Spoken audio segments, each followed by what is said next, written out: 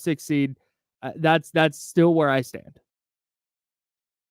But on the other hand, what the hell was that? Kyle, you know what? I think the problem that everyone has here is that we saw them lose to the Detroit Pistons last year and the Charlotte Hornets and the Washington Wizards and that same bad Blazers team. Yeah. Where they didn't show up. And so your instant reaction is to pull back on recent memories of things that you've seen this team do. And I get it. I think there should be at least some concern that they came out and just didn't have any fight in them. Yeah. And that they got bullied by, like, realistically a bad team. And, like, some of their principles look like they weren't following. And I think there are some good things that we can pull from it as well. We'll get there. But when I watch that team, I just keep talking about this.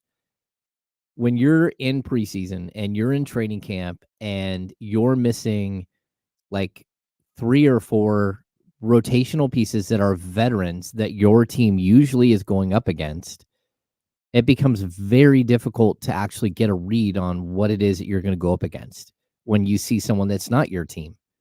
And I think, the first preseason game they faced a Warriors team that was on their second preseason game. So they had already ramped up and were using more starters. We saw like rotational players going in the third and fourth quarter. Mm-hmm. So that's one thing where you're like, okay, look, we look at the first half and the Kings won the first half. 68-66. You're fine. Game 2, you go against the same Warriors team. I think it was the same basic result in the first half, and you didn't have Malik Monk. Yeah. Right? You get to game 3, and I think everyone's like, all right, this is a game because the starters are going to play major minutes and all that stuff where you're going to look more legitimate. Mm-hmm. And it just didn't happen. And again, the starters have to be better, but they also, this is their first look at going against, other teams with players who are literally NBA players that, a whole roster full. You can think what you like. I don't have a huge high opinion of DeAndre Ayton as far as like one of the top 10 centers in the league. I don't. But that doesn't change the fact that he's a seasoned NBA veteran at this point. Former number 1 pick. And a huge man that like gets rebounds and has soft touch around the rim and like put on a performance. So like, look, I think the physicality level has to crank up, and that's something that we keep hearing about this team but that's the thing we've been hearing about this team for 15 years. So at some point, like, they'll be just fine. They just need a little bit of time. Yeah, man. And that's kind of what I think was concerning. I think you hit the nail on the head was because they came out flat in so many games last year against bad teams. Ideally, you're ramping up and getting better as the preseason goes on. Mm-hmm. Not going, oh, hey, it's Golden State. We're going to be fired up and we're going to go play hard these 2 games and then have a letdown against Portland. And again, understanding the caveat here is it's preseason. It's just the game yesterday was just not super, like you said, there were good things that came out of it, but also it's hard to not have your antenna go up a little when you go, it's not that they just didn't play great. They just looked sloppy. There were turnovers and they were forcing shots and there were bad shots. They're just playing with this like general malaise. And maybe they got through their first 2 preseason games and went, all right, we're cooking. Like, get us to the regular season. Yeah. And they're bored. But to me, you've not proven anything. You've not reached the point yet that you can be bored. You have to go execute and play at a high level every time out, even in the preseason, even in your meaningless preseason minutes. You got to go play. You got to go play well. Yeah. Again, if the shots just aren't going in, that's stuff happens. But I just the way they approached last night's game was just very It's off-putting. I didn't like it. Yeah, and I'm going to point out a couple of like small things that I saw that I think were interesting. Mm-hmm. But when you pull back a little bit and you start looking at how they play into the grand scheme of things, it might point to a much bigger problem. And so the Kings only scored 85 points last night, right? Which, that's not good, right? And of the 85 points, just so people they understand, 32 of those came on fast breaks. So let's drop that down to 53 points. And of the fast break points, they shot 15 of 19 on the break, which I'm sitting here, I'm watching it. I'm like, hey, look at this. They're finding the outlet pass. Mike Brown talked about it, how his it can't be every once in a while. He needs his wings to run to the corners, and it's every single moment, every single time down the court. I need you to run it, and like, hey, it's working, right?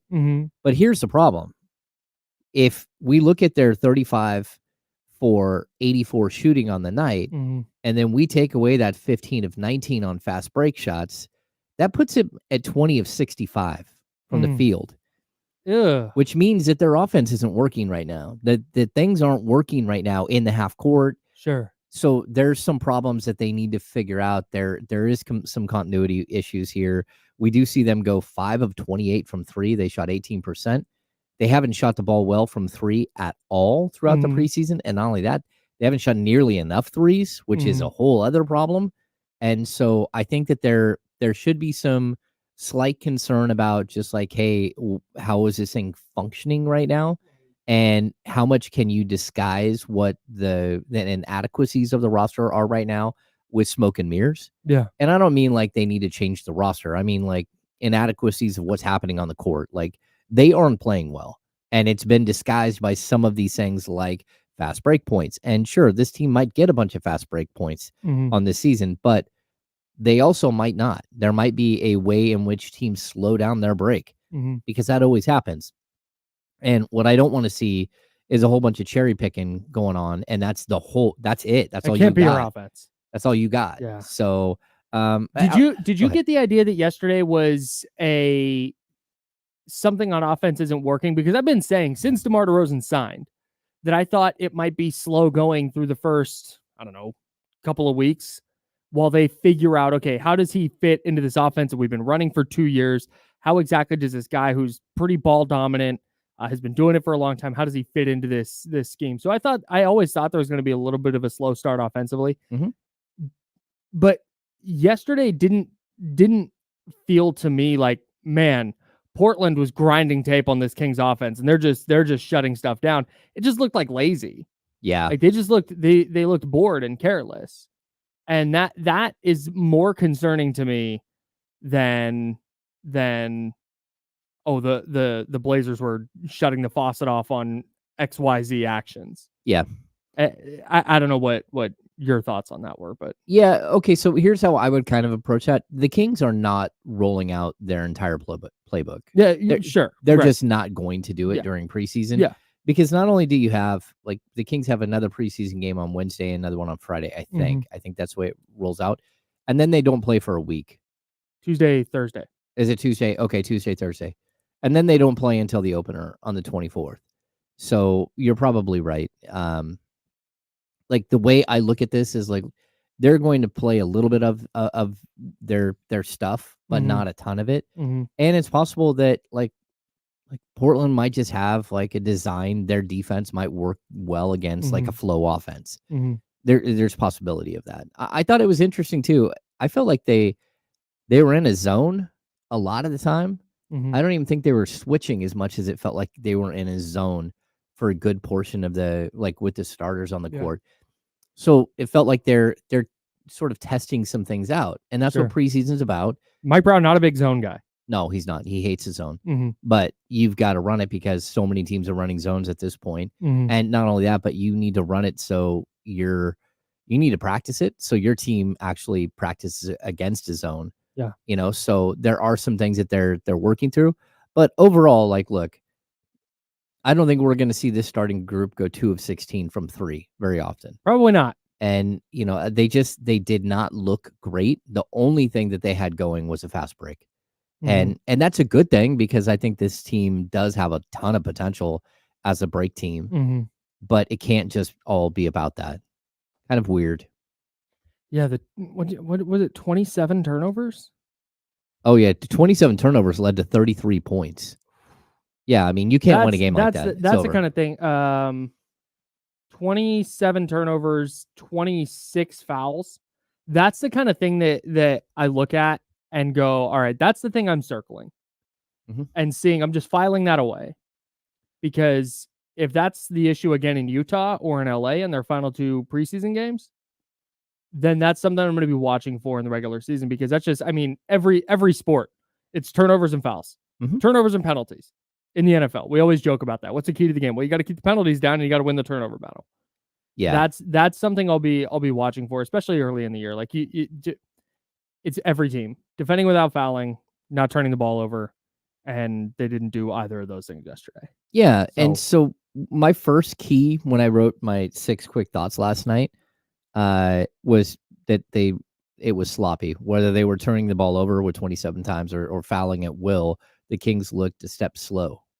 I mean, that's like literally what I wrote. Like, yeah, I agree with you, but I also know, and this is why I don't stress out about this, sure, that De'Aaron Fox is never again in his career, ever again, going to have 5 personal fouls in the first half. Like, that's not going to happen. And right. so, if for no other reason, they wouldn't play him if he had 3. Exactly. So my point is, like, whatever we watched was not truly a representative. Like, it wasn't representative of anything that we've seen throughout people's careers here. So I just think that they've got work to do. But I do believe that it was a really good thing that Jordan McLaughlin was not only able to, show up and play, but looked really good. Goes, plays almost 19 minutes and goes 2 or 3 from 3 and 4 or 6 from the field. I thought he looked highly competent. Yeah, really active defensively. Yeah, active defensively. And he's a guy who's one of the league leaders in deflections. So that's a good thing. The other good thing is that not only did Kevin Huerter get cleared on Friday to resume to go back to full contact, but Kevin Huerter was in warmups, and I talked to him for a second in the locker room. He looks great. He looks ready. And so you've got a couple of days here where I don't think he's going to get on the court and play either Tuesday or Thursday. There's a possibility he might be able to play on Thursday, but he still needs to get 1v1, 2v2. Maybe he did some 1v1 work yesterday or 2v2, and then he's starting his buildup. But, like, look, he's chomping at the bit to get back out on the court. Yeah. And so, like, reinforcements are just around the corner, and this team is going to have almost a full week with some of these guys that will be back. I think the one guy that I don't think we know when he'll be around is Trey. But again, we're approaching the 3-week mark for Trey Lyles as well. I think Friday is 3 weeks from when they said he'd be reevaluated. And, like, I haven't seen him to talk to him to say, hey, where are you at? But like, the pieces are coming together. They're like, they're going to be back whole, like, sooner rather than later. He's James Ham. I'm Kyle Madsen. We're the Insider, sponsored by Jiffy Lube. Johnny Dewitt in the chatty house says they lost 4 out of 5 games in preseason last season. They'll be all right. Preseason means nothing. That, to me, though, like, last season wasn't great. I would hope that the season doesn't go the same as last season, but the year before they lost their first 4 regular season games, right. and then went on to win 48. Yeah. So, like, you won 48 out of your final 78. That's pretty good. It's just to circle this back again, just reacting, not overreacting. They could go beat the hell out of the Jazz and the Clippers, and we'll be sitting here going, "Oh wow, look, they woke up. That game was what they needed against the Blazers to kickstart them right before going into the regular season. Good timing." But at the same time, if they were kicking the hell out of everybody, I think the reaction would be the same. There would be a more positive spin on it, but it would also be like, it's preseason. Yeah, totally. It's all none of this. This is all warm-ups. This is all practice. Well, and Kyle, we keep hearing it's something you always hear, like, oh, the guys are just ready to hit somebody else, right? They're ready to hit somebody else. And the fact is that when you have a group of young players that are all trying to make a squad, the last thing they want to do is be known as a guy who did something silly that took out DeMar DeRozan in a training camp practice. So, like, while you are getting physicality at practice, you're not getting the physicality that you're going to face when you're going up against a different team, and you're not going to get the physicality that you're going to get when you're going up against seasoned veterans who know how to be physical in preseason and in training camp without hurting anybody. Yeah, right. And so I think you just have this reality that this team needs to play against this competition. They need to play against Golden State. Right, that's what preseason games are for. It is. It's for totally working this stuff out. Yeah. Yeah. So I'm not, like I said, reacting, not overreacting. Yeah. We'll get back. You mentioned Jordan McLaughlin. I want to talk about him and some other stuff from from the preseason a little bit later on. I would like to also, while we're here, launch whoever was responsible for putting Bengals Giants on Sunday Night Football into the sun. Doesn't even need to be the middle of the sun, just the general vicinity of the sun. Mm-hmm. That was awful. I had such a bad time watching that football game last night. I was watching baseball. I was watching the Dodgers Mets game. I was flipping back and forth, and the Dodgers had gone ahead. I think it was 4-0. And I went, I'm just going to lock into the football game now. I think this one's over. The Dodgers are pitching really well right now. Jack Flaherty's locked in. I don't think the Mets are winning this game. I'll check back in if they make it a game. They never did. So I was dialed into the football game, and boy, that was a tough watch. That was a really tough watch. Kyle, how was that? I don't know the exact flex rules. How was that not flexed out 2 weeks ago? Exactly. I don't know why it wasn't flexed out. And I'll tell you, man, we added that extra layer. We had to pick up a quarterback because Mahomes was on his bye. And so we looked at everybody and we're like, okay, at the last second, let's go Daniel Jones. Like, when you're choosing between, like, so you had a rooting interest in the game. I did have a rooting interest. That's even worse. It was so disgusting to watch. And just like every time they pan to him, his eyes are so big. Like, hey man, you just don't like Daniel Jones's face. Like, do you have any idea what you're doing? Well, I also have a problem with the fact that he can't hit like a 12-yard out. Yeah. Like, that guy, not a great player for whatever like big arm he has. It doesn't matter. It's not functional at all. No, not a great player. Big deal. You can throw the ball 65, 70 yards in the air, but functionally you can't hit a receiver in stride on an out, and you can't even read anything. Like, everything was a check down.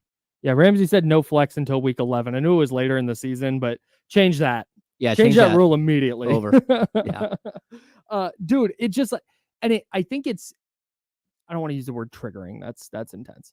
I think the reason I react so strongly to it is because the Giants remind me of so many 49ers teams I watched growing up, where in theory, the talent is like, hey man, all right, Malik Neighbors, when he's healthy, is there, and Jalen Hyatt may or may not be that good of a player, but he was an early draft pick from last year, and defensively they've been really good. I think they lead the NFL in sacks. Like, defensively, you see the pieces and like, man, it's kind of there, and then they're just not good. And their offense was boring. Tyrone Tracy can play a little bit, which was fun. That was fun. But there were no points last night that I thought the Bengals were going to lose that game, because I didn't trust the Giants to punch the ball into the end zone.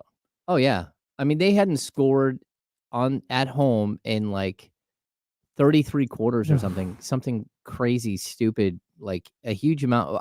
Maybe it wasn't that many, but they ran this stat, and it's like they haven't scored an offensive touchdown in like weeks and weeks. You're like, what is wrong with you? Like, and just the play call, like every single time they keep going for it on 4th and 2, and every single time they drop back, I thought, all you have is like a 1-yard play. That's all you have diagrammed, is a bunch of 1-yard plays, hoping that you can get that extra yard. Yes. Every 4th and 2, there was not a 7-yard gain. Nope. There was not a 12-yard pass. Nope. It was either you were getting 1 yard or you weren't getting the ridiculous. It was so bad. And they're like, oh, the coach is so bold. It's like, so bold? Are you kidding me? No, he's so bad. Like, the whole thing is bad. I respect the process of going for it. Yeah. There are most times 4th and 2, anything from like my own 45 on, if you feel good about your defense, great, go for it. But like you said, it's not this is my one of my issues with Kyle Shanahan for a long time. He's been better at it lately, but 4th and 1, and they do a weird like direct snap to Kyle Juszczyk or a direct shotgun snap to Jerick McKinnon. Yeah. It's like, what is this? This is your best play. You're going, hey, 4th and 2, we need this. Let's run our best play. And the problem with the Giants, with the 49ers, it's a frustration because it's like, hey, you got better plays than that. Mm-hmm. With the Giants, it's a frustration because I don't know that they do. I don't know if they have better plays than whatever it is they're doing right now. You know what, Kyle, I don't typically like Daniel Jones as a quarterback. I don't know Daniel Jones. He might be like a perfectly terrific dude. But as sure, a he's a nice guy. as a quarterback, I've always felt like he's incompetent. Mm-hmm. And not only that, but I also feel like anytime he takes off running, it's like someone's running down the field with a bobblehead, and it's just Right. like his whole head is shaking, and somebody's about to Why do you light him fixate up. on that? Because he gets lit up on the run more than anyone I've ever seen. Like, he runs straight up and down, and when he can't slide fast enough, and he gets just knocked silly all the time. And so, but last night I'm watching it, I'm like, all of these fourth downs, not one single rollout where you have a 6'5" guy who might be able to just fall down and get you 2 yards. I mean, there was one game, who was a running back that scored in the afternoon games, took off from the 5-yard line, stretched the ball out, and is diving from the 5-yard line and scored a touchdown. Najee Harris? It probably Against the was Raiders? Najee Harris against the Raiders. Well, he may or may not have fumbled. Well, Anyways. yeah, well, when the ball like crosses a goal line, Yes. and then as soon as he Right. touches down, it fumbles. He dove 15 feet, and you can't get Daniel Jones to fall forward just to his 6'5", fall forward and get 2 yards for a first down. No, I mean, like, the whole play design, everything. It was just the most boring, ridiculously lame football watch of all time. Yes, the New York Giants are the NFL's version of the Lakers. And I mean that in that every year the schedule comes out, and every year the Giants have a gang of primetime games, and every year they stink. And they're just going to be there. They're going to be there in primetime. They're going to keep rolling them out. I'm sure there's a Cowboys-Giants primetime game in here somewhere that's just going to be a disaster. It's never good. I've never once, at least not any time recently, watched a Giants primetime game and been like, hell yeah, I'm super glad that game was on right now.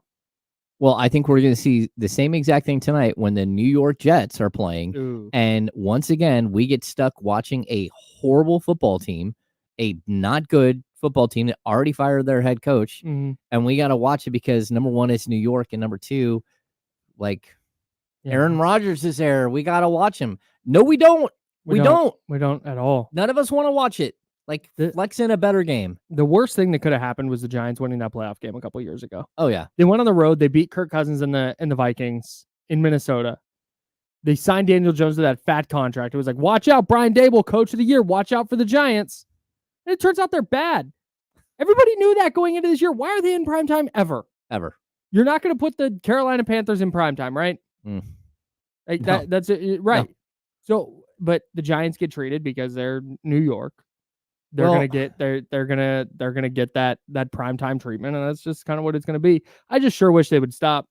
That'd be so nice. And I want to extend like a deep apology to the good people of England who get stuck watching the Jacksonville Jaguars. Like, I think there has to be at this point a whole bunch of Jags fans in London because it's always the Jags who play in London. And the fact that we have made those people, those poor people, watch Blake Bortles and now Trevor Lawrence and just the worst of the worst quarterback play of all time. Every single time they get all excited for a game, and you get some bum who can't do anything, and you're like, oh my gosh, I can't believe this is how you're representing the NFL in England. That's one of the difficulties here. Did you know the Jags are playing in England again next week? Of course they are staying there. Yeah, of course they are.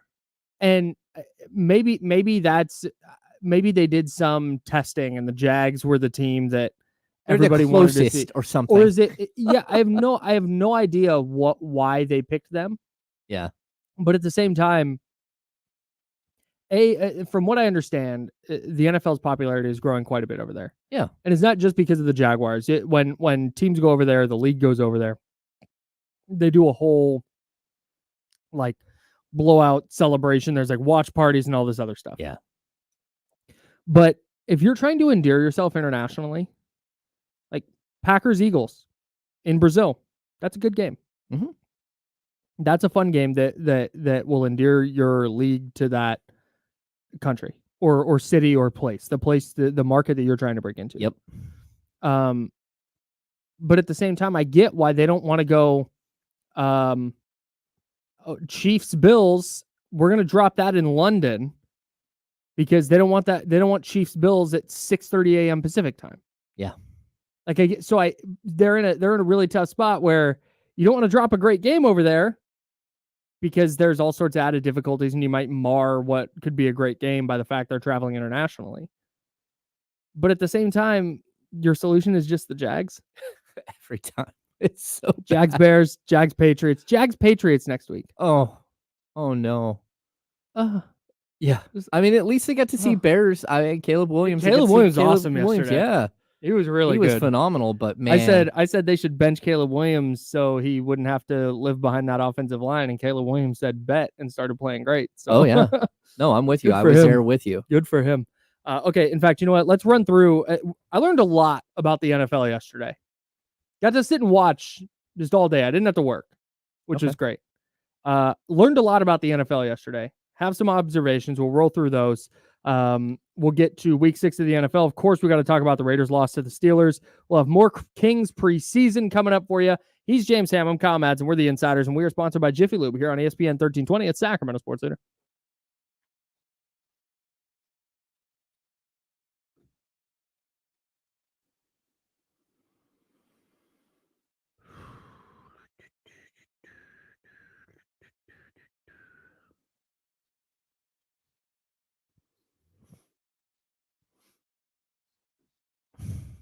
Oh, yeah, Zabo. Komet was good.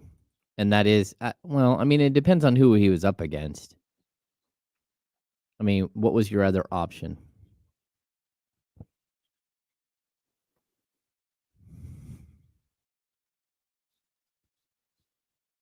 Wait, didn't Cade Auden have a touchdown, Zabo? Yeah, he had a tutty. Yeah.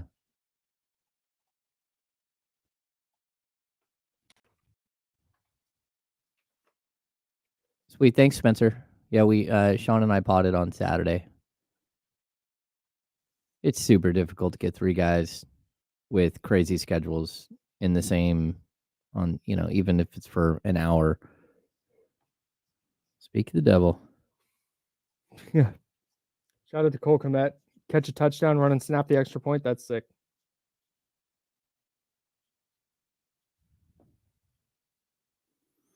No, he didn't score 2 tutties, but he did get you.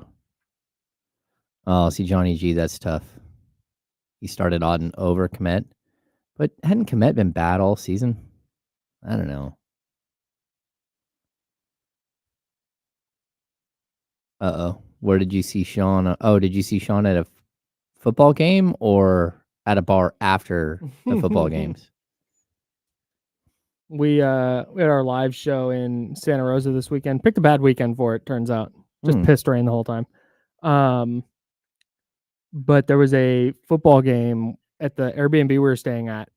The football field was like down the street. Well, yeah. And apparently there was a huge high school football game down there that like went to OT, and a team scored in OT and missed the extra point. And then the other team scored in OT and made their extra point to win it. Apparently it was wild. And we joked about like, hey, we should just go down there and catch a football game. Like, cause turns out it would have been a great way to spend a Friday night. Yeah. Oh, true. Facts. Drew, grow the fuck up, dog. That's a very common phrase. Get out of here. It rained down there? Yeah. Oh, wow. Like the entire time. Oh, that's weird. Huh. Ramsey, I've heard nothing but incredible things about West Park High. Like, the campus is supposed to be like a full-fledged college campus. It's absolutely nuts. And 12 Bridges, same thing. 12 Bridges High School, it looks like an $80 million school. Like, it's wild. It's like built on a hill, and it has like elevated like walkways that are like 20 feet down on each side. Like, they have their own little Caesars built in to the school. Oh my God. And I heard that West Park has their basketball has a bowl sunk down into the ground. Like, it's dug down, and it like looks like a college gym. That's fire. Yeah. Yeah. We used to live in West Park, and they kept saying they were going to build that high school. And I knew they were never going to build that high school until it would be way too late for my kids. So it was one of the reasons why we were like, yeah, let's not stick around here, because they were going to have to go not just to Wood Creek, which is down the road, but they would have to go to Oakmont, which is like 25 minutes away, which is weird.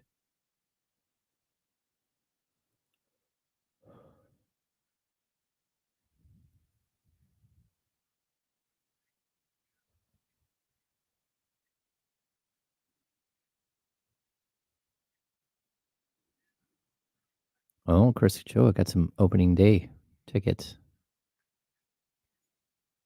Oh yeah. I'm sure. I mean, for game one, we'll probably all be up on the concourse at some point by the front doors. Come over and say hi.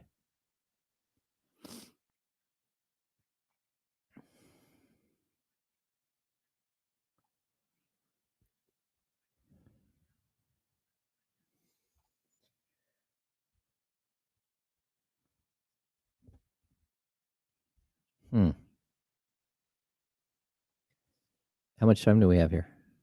We have 1 minute until the next segment. Okay. Our friend Brett Huff put up a poll on the internet. Yeah. And it said, ignore contracts. Which player are you highest on? Mason Jones, Isaac Jones, Isaiah Crawford, and Boogie Ellis. Boogie Ellis, 47%. Isaac Jones, 27.5, 22.5 for Isaiah Crawford, 3% for Mason Jones. 22.5% of people no ball. That's right. Oh yeah.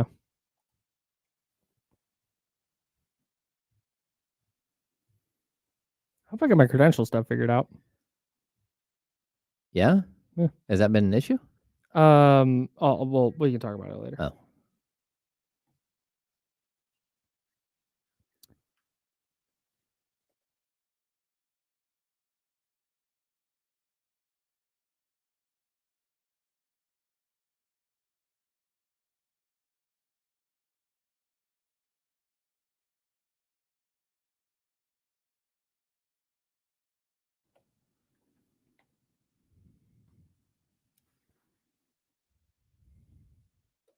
Now, back to the Insiders with James Ham and Kyle Madsen, brought to you by Jiffy Lube on ESPN 1320.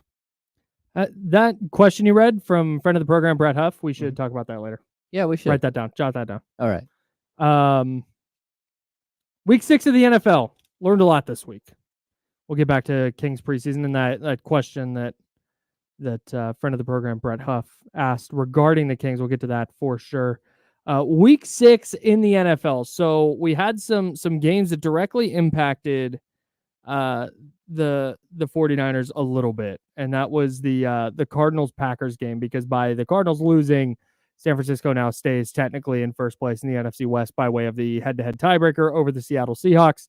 Not exactly where you want to be at this point. 3-3 and in the lead in your division by way of tiebreaker. But given the alternative of 2-4 and way third place in the division, okay spot. Not a bad spot. Yeah, they're looking much better. Green Bay looks great.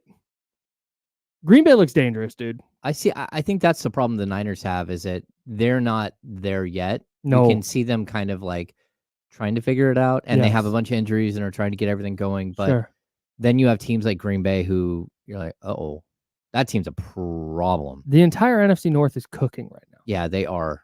Yeah. Like Detroit looks great. Detroit was in the NFC title game last year and may or may not be the best team in that division, because the Vikings have looked great.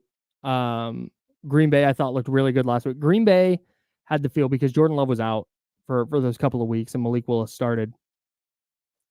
Green Bay had the feel, to me, with Jordan Love this weekend, of a team that like figured it out. They hit their stride this weekend. You know, we talk about the first few weeks and the lack of preseason and teams taking a while to get up to speed. Mm-hmm. The Packers, to me, this weekend, and you're going to see a theme here, the Packers, to me, kind of got up to speed this weekend. That game wasn't close. They kicked the hell out of Arizona. Oh, yeah. Yeah. They looked really, really good. The entire NFC North has the top 4 point differentials in the league. That's wild. That's wild. That is an insane thing. The other stat that I love from the weekend was when I sent you that the Cowboys have trailed by 15 plus at half in 4 straight games. And they haven't lost all of those. No. But every game, that's where you're down a couple of touchdowns at halftime. That's wild. Yeah, I'd say the NFC North, it's not just that they have these crazy point differentials. They're all playing really well. They're fun to watch. Like, again, Caleb Williams, we saw it early in the season where you're like, okay, he's a hot mess, but the throws he makes on occasion are just stunning. He made a throw to Kmet where he's rolling out and you think he's just going to step out of bounds, and then he flings the ball backwards about 15 yards on the line, and the dude rambles for a touchdown. Just insane playmaking. So incredible. And you're looking at him and Daniels and like all these rookie quarterbacks that are just, this is a great crop. Drake May didn't suck yesterday. Even Bo Nix wasn't that bad. Like, I want to talk about Bo Nix in a little bit. Oh no. I'm You're out. No. I want to here. Let's just do it. Let's just do it right now. We're gonna skip ahead here. Where's that game? Chargers Broncos. Chargers won 23-16. It wasn't really that close though. I was out on Bo Nix, right? I was out on Bo Nix, and I'm waffling now. Yeah, because I think I get caught up in trying to be introspective here. I think I get caught up in needing to have a take first. Okay. In fact, I know I do. And that's part of the gig, right? That's part of, I'm in here every single day talking about stuff. If everything I ever said was, or everything I ever thought was, yeah, let's wait and see. Yeah. Like, sometimes but that's not the game. That's not what we're doing. So, but Bo Nix, legitimately, it was like, ew. Watching him his first few weeks, I was like, I'm out. This guy, But then you watch him against the Chargers, and it's not that he's been great. It's not that, oh my gosh, Bo Nix turned a corner. What a player.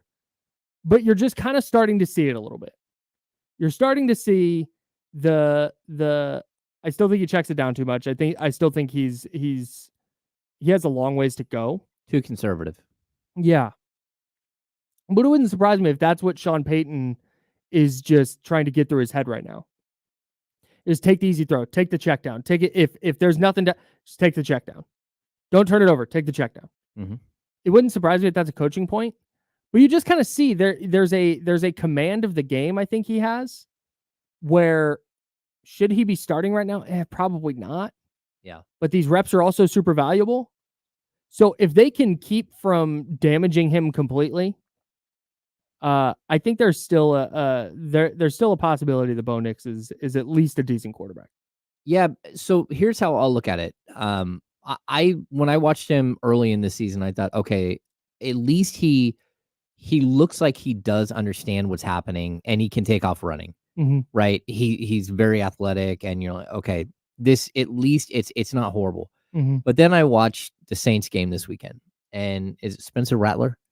Yeah. He gets to watch the first 5 weeks of the season as like what he fell to the 5th round, right? He was supposed to be a day 2 pick, like 2nd, 3rd round pick, and he falls all the way to the 5th round. He was a huge deal coming out of high school. Yeah. So I watched him, and I instantly was like, oh man, this dude is fun. Like, I want to watch more Spencer Rattler. I want, like, you look at him and you think, if Carr is out 6 weeks, there might not be a position for him when he gets back. Rattler could, in fact, find, but I also want to look at him and be fair to Bo Nix and be fair to Caleb Williams and be fair to all these other quarterbacks, again, Daniels, that have been thrust into playing early and just getting to sit and watch for 5 or 6 weeks. Even last week when Carr got hurt, to not rush him into the game and throw him in there unprepared and shake his confidence. What that did for him, and letting him start this week, all of a sudden he just looks like, hey, look, he's a regular everyday quarterback that can go out there and make the throws. And there's such a huge advantage to that. Just even, again, Brock Purdy doesn't really play like the first 9 weeks of the season. Yeah. And then he ends up finishing the season and takes him all the way to the NFC Championship game. Yeah. So I wish that more teams gave some of these young quarterbacks, afforded them the opportunity to watch the game and to learn and to not be rushed into having to be a savior. Yeah, I think there's something to that for sure. But at the same time, I also understand that part of the appeal of a rookie quarterback is the rookie contract. Mm-hmm. And you want to maximize the years you get out of that rookie contract and the snaps you get out of that rookie contract. And I also think there's a tough balance here because you can say, yeah, sit that guy for 5 weeks in Spencer Rattler and Drake May's case. Mm-hmm. Sit that guy for 5 weeks and then put him in. But at the same time, I also understand why with Caleb Williams or Jaden Daniels, you're going, this is a top 2 guy. We feel really strongly about where he is as a player and where he's going. This person needs on-field in-game reps. Yeah. And it's about, can you get them those in-game reps without, like you said with Spencer Rattler, damaging their confidence? Yeah. And I think that was a great move by the Saints, not making him necessarily a backup and making sure that if he's going to start, he has a full week to prepare. You're the starter, you're QB1, prepare like it. And then you go out and you see he's mobile, got really good arm talent. So I think there's value in sitting, but I also don't think that necessarily that just guarantees that a guy's going to be able to come in and be awesome. I also think, like, to this point, I think expanding the season to 17 games and then the bye weeks, so it's an 18-game season, it does let you, like, put a young quarterback in week 1. And if he makes some mistakes that cost you in week 1, 2, 3, 4, you can still recover. You can still have a reasonable season. If he can get you 1 or 2 wins out of the first 4 games, you're not out of it. And it sort of just, it lets you do that on-field training. But on top of that, it gives you enough time to keep building on what you're trying to do. Yeah. So, yeah. Can we talk about this Cowboys game real quick? Okay. The Lions beat the Cowboys 47-9. The largest home defeat in the Jerry Jones era. Mm-hmm. In the Jera era. The Lions scored 40 points in back-to-back games for the first time since 1962, which is pretty remarkable. My favorite thing when you go back and look at this game, the Cowboys kicked 3 field goals. They kicked a field goal to go ahead 3-0. The Lions then ripped off 27 consecutive points. The Cowboys, on their final drive of the first half, kick a field goal to make it 27-6. The Lions then in the third quarter make it 34-6. The Cowboys in the third quarter, about little less than midway through the third quarter, trailing 34-6, opt to kick a field goal to make it 34-9. You got to get the points on the board, Kyle. I don't understand. I don't quite get why coaches do that. I'm sure there's something about it where you're going, well, 34-9, and that way by kicking the field goal, we're not giving them field position, and maybe we can keep it from getting super out of hand. But, dude. I don't know, man. You got it. How is Mike McCarthy not being relieved of his duties? They asked Jerry Jones, and he said no. Like, I haven't considered it. You're like, why not then? On Jerry's 82nd birthday, I believe it was, by the way. Oh, this happened. Happy birthday. Yeah, congrats. Congrats, Jerry, you did it. Steamrolled. It was just really clear that last year, after they got blown out by the Packers at home in the playoffs, dude, Mike McCarthy's not it. No. And then they stick with him, and they're now 3-3, and they're getting blown out 47-9 at home by the Detroit Lions. In a game that was somehow less competitive than a 38-point difference.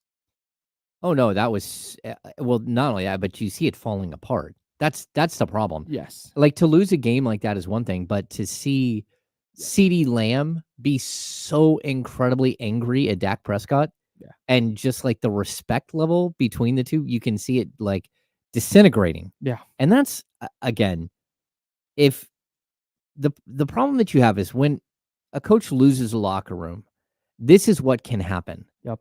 You start seeing player relationships disintegrate because a coach doesn't have a command of what's happening. Mm-hmm. And that's where the Cowboys are heading, and it's what they've done to this franchise by sticking with sticking with a coach that's not good enough. Mm-hmm. He's just not. And you know what? Neither was Jason Garrett. So like at some point, stuck with him for too long. Yeah, well, for like 3 years too long. Like at some point, you really have to question, like, Jerry Jones, why are you still making these decisions? And it's just not okay.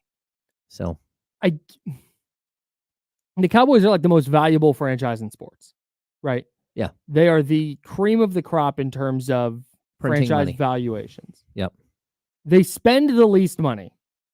They do not spend money like they have it. And maybe that's why Jerry and Stephen Jones continue to do their thing, because they're going, hey, as long as we're making money hand over fist, like the winning is secondary.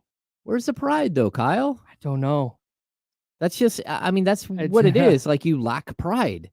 Like, if you're going to run out there and claim that you're America's team and you got a big star on your helmet, like, you're not the stars of the NFL. And to go out there and, you know, it's even sad what they bring back, like, a broke down Ezekiel Elliott. And, like, they were right to waive him a couple of years earlier, and to bring him back, and you're watching, you're like, what are you doing? Like, every single, like, I get it. They lost 2 great defensive players in 1 week. I get it. That's tough. But other teams lose players too, and they keep playing. And you know what they did? A lot of these teams, look at what the Lions are doing versus the Lions keep paying everybody, right? So we saw this week, Montgomery got an extension, but they just keep like, okay, we got a contract coming. Let's just take care of it. Let's get out in front of it so it's not an issue. Yeah. They keep taking care of their guys. And then you have the Cowboys who wait and wait and wait, did a lot of what the 49ers did. And there's a reason why you got off to a bad start. And a bad start can either turn into a horrendous season, or it can be like, hey, it's a bad start and we got to shake through, you know, but we're still in it and we can figure this out, which is where I kind of feel like the Niners are. The Cowboys, you're like, oh no, this could be one of those bad starts that leads to a 5-12 season or something. Yeah. It's just horrible. Yeah, they're not in a good space right now. The 49ers play the Cowboys in a couple of weeks. But the other key storyline coming out of the Lions-Cowboys game as it pertains to the 49ers is Aiden Hutchinson broke both bones in his legs, his tibia and fibula. Yep.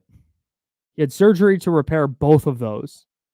And Adam Schefter reported that's typically a 6 to 8 month recovery, which means he's done for the season. And if you saw the play, not a surprise. No. One of those replays that they showed it once, and then Fox went, oh, nope, not doing that again. Yeah. CeeDee Lamb was like in tears. It was one of those. Yeah. I think everyone respects who he is and what he brings. Yeah, he's a beast. He is absolutely incredible. Awesome. And so for everyone to see him get injured like that, and really tough. What a freak play. Like, basically his leg whipped and hit his teammate's leg. Yeah. And just shattered everything. It was like, oh no. Like right away you were like, oh. Really ugly. Really ugly. So he had surgery that I believe ESPN reported that the surgery was successful. He immediately went to the hospital, got surgery last night. So hopefully he's back next season and better than ever. You know, sending all our thoughts to Aiden Hutchinson, but the Lions, you mentioned kind of the vibes with them. They have ridden this Dan Campbell vibe from, remember 2 years ago when they beat the Packers in Lambeau? They had no shot at the playoffs, but they started that season, I think it was 1-6, and then ripped off a great run to close the year. Yep. You went, oh, hey, the Lions might be about it. This Dan Campbell thing might work. And then they go to the NFC title game last year. They pay all their dudes immediately. They pay Jared Goff. They didn't wait around with Jared Goff. Is Jared Goff worth the massive contract he got in a vacuum? Like, no, probably not. But is he to the Lions? Like, yes, definitely. And not having that contract situation hanging over their heads, for sure. David Montgomery has been awesome for them. Awesome. Outstanding player. Yes. Gets rewarded. Hey, here's a 2-year extension for the running back. Let's make sure you're going to stay here. Amon-Ra St. Brown, bunch of dudes are getting paid. Guess what? Here's your contract. We're going to set the market for you. Here you go. Penei Sewell, we're not going to mess around. Here's a massive contract for you, top of the market. And you keep that vibe up. And now to me, like, they have built a culture and a foundation that Aiden Hutchinson going out for them is devastating. And like I said, hopefully he has this surgery, fully recovers, and he's back to being a defensive player of the year candidate next year. That's the hope. Mm-hmm. But I saw some people going, man, Lions Super Bowl run over. Watch out. Nope. Tough for the Lions. Mm. And to me, it's a brutal loss. Devastating. Yeah. But at the same time, I feel like the Lions are a team that has built such a culture that the quote unquote next man up mentality is just going to be there. And everybody now is going to want to go be better for Aiden. Like that's going to be the mantra. So that injury is obviously terrible, but to me, I am in no way writing off the Lions. Oh no, I'm not writing off the Lions. They just look, you talk about teams hitting their stride yesterday. I said that with Green Bay. Yep. The Lions the last couple of weeks look like a team that after sputtering a little bit at the start, like, okay, here we are. Oh yeah. I don't know how you stop their offense. They're going to be like, we haven't even seen their offense like hit its stride fully. Yeah. Not at all. I mean, they have so much more to give. I mean, Gibbs, Amon-Ra St. Brown. Yeah, that's right. Yeah, Laporta. Like they aren't even firing on all cylinders. And then you watch, like I was watching late, and like Tim Patrick caught a touchdown. He did not. Oh no, he did not go for a touchdown. He did, but he got called back. Yeah, that's right. And I'm like, oh, I forgot he was there. Mm-hmm. And then it's kind of the same thing with the Eagles. When the Eagles start rolling, you're like, oh man, look at all the receivers they have. Yeah. Like every time you turn around, you're like, oh, I forgot that guy was there. I forgot that guy was there. Yeah, the Lions have built something. And like shout out to Dan Campbell for like creating a culture of winning. And it's just rare. It's rare in the NFL that you see somebody like be able to change something so dramatically, which like the biggest thing, I'm so excited for Thanksgiving this year because, the Lions are always on Thanksgiving and they're always bad. They're not bad. It used to be like, oh, I can't wait to watch Barry Sanders play on Sunday. On Thursday for Thanksgiving, but not really care because I know the Lions are going to get trashed. Now it's like, oh, this is going to be fun. Who do the Lions have on Thanksgiving? Oh, the Colts. No, that's not right. The Bears. Oh. Yeah. We have Lions Bears on Thanksgiving? Yeah, see, that's what I'm talking about right there. Oh, Doc. Yeah. Yes. That's going to be incredible. Yeah. Yeah. Lions still good. Aiden Hutchinson injury is Aiden Hutchinson injury. Goodness gracious. We'll fix that in post. Obviously devastating, but I think the Lions are still in a good spot to win a lot of games and contend for the NFC. Commanders and Ravens. The Commanders lost 30-23. I think they're legit. I don't think this is a 4-2 start where they're going to finish 9-8. No. I think they're good, man. This feels like an 11-6 team at a minimum. Man. Yeah, they have like found something. Mm-hmm. And watching Terry McLaurin like go through so many years of bad there and just like crazy quarterback play and just one thing after another, and then to like have him start off slow in week 1, week 2, and then Daniels just finds him and like realizes what he has. It's been really cool to watch because man, that connection is crazy good. Yeah. Zach Ertz 4 for 68 yesterday. Noah Brown 4 for 58. Terry McLaurin, you mentioned 6 catches, 53 yards, 2 touchdowns. Like they're you see them figuring it out. And I think a game like yesterday could potentially make Washington really dangerous down the stretch. Mm-hmm. Because Baltimore's experience, they've been there. Lamar Jackson playing like an MVP once again. Every single time the Ravens scored, there was a response from Washington. Yeah. Where the Ravens go up 10-3. Derrick Henry plows in for from 3 yards out for a touchdown. Then it goes Terry McLaurin touchdown, 10-10. Mark Andrews touchdown, 17-10. They get a field goal. Justin Tucker field goal makes it 20-13. Derrick Henry scores another touchdown, makes it 27-13. And this right here, this portion of the game is why I was so impressed with Washington, because Derrick Henry scores his second touchdown of the day, and you're going, all right, 27-13, nearing the end of the third quarter. This might be blowout time. This might be Washington has to go one-dimensional. The Ravens do a bunch of stuff schematically. The message with Jaden Daniels, and they wind up winning this game, 34-13 or 41-13, something crazy like that. Nope. Responded with a touchdown. 27-19. They make it. I'm sorry, 27-20. Yeah. Another field goal makes it 30-20. Going, okay, going to lose, but nope. Come right back down. Another field goal. Make it 30-23. And they gave themselves a shot in that game where I thought they were not going to have one. And that they continued to battle and they continued to kind of like scratch and claw and stay in that game.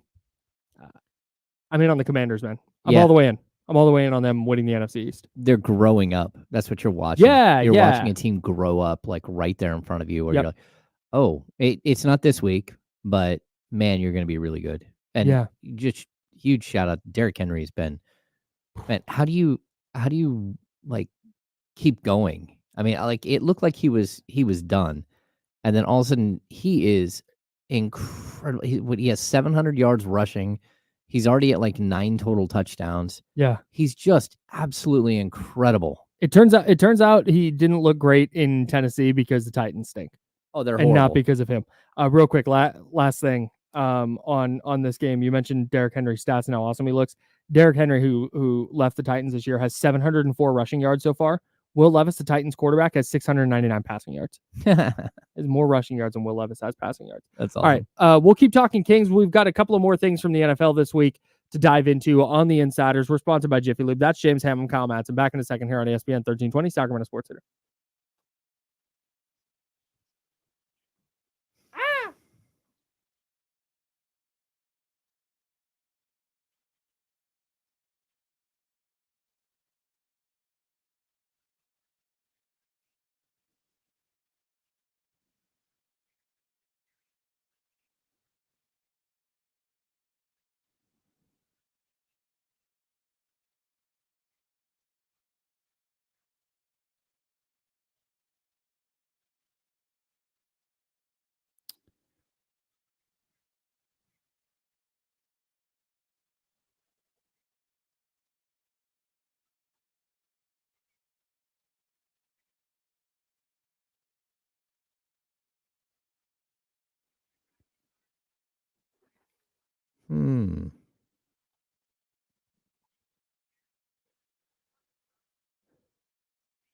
Oh, we're getting here, Drew. Bet we're getting there.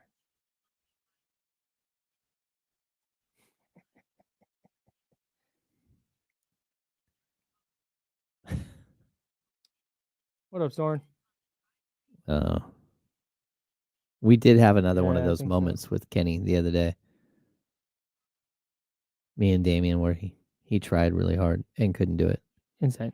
Wait, what? To say groin. Groin? Yeah. Kenny can't say groin. He calls it the groin. Yeah, I know. Yeah. No, we tried again the other day, and it was like a disaster. Brutal. It was fun, though.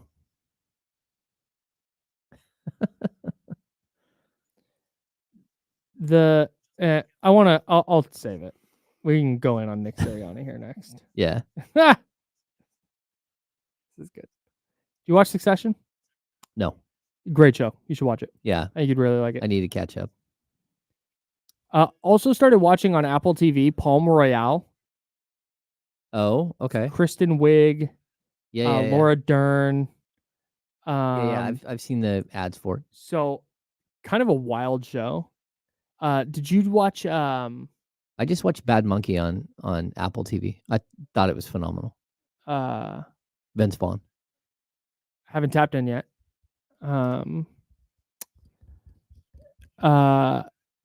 What's that one show? White Lotus. Oh yeah. Palm Royale has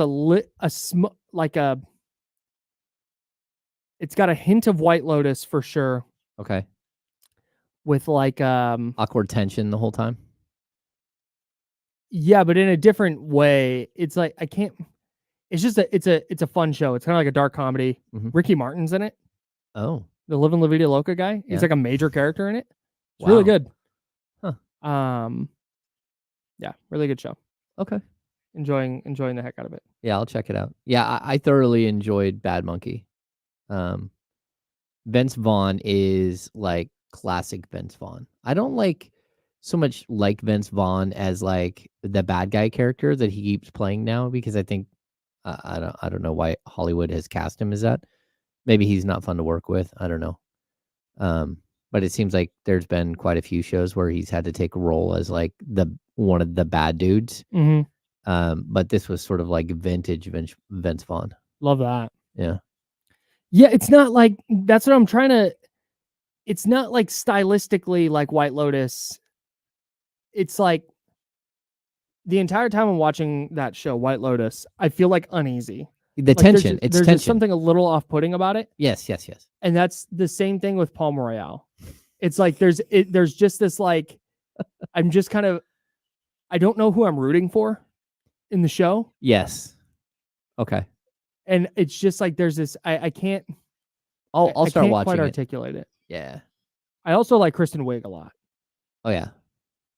Funny. Which helps. Bad Monkey will definitely. They've had a couple of good shows lately. What's it about? It's about a guy who's kicked off the police force, and there's like a sort of a murder mystery type deal, and Oh, that sounds right up my alley. And he's trying to catch the bad guys. Okay, is Chimp crazy about I'm always worried that like shows about monkeys are going to be the ones about like chimps attacking people. Oh no. And that's scary to me. Don't like that. Don't love that. Bad Monkey, there's just like a monkey who's in the show Okay. on occasion. I've seen such mixed reviews about Penguin. I've seen some people like it's the best show on television right now, and then there's other people that are like, oh, it's a bad Sopranos knockoff. The build-up is a little slow.